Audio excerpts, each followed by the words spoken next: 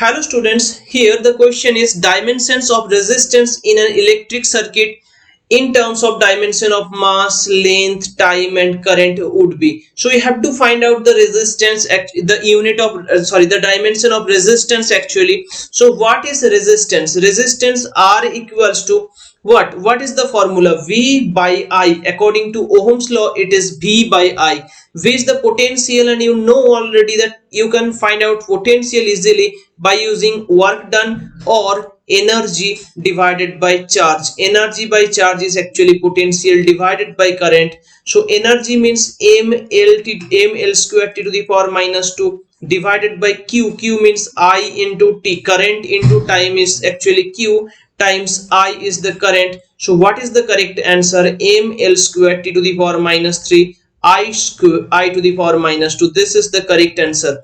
ml square t to the power minus 3 I to the power minus 2, which is the correct answer. Option number C is the correct answer for this question.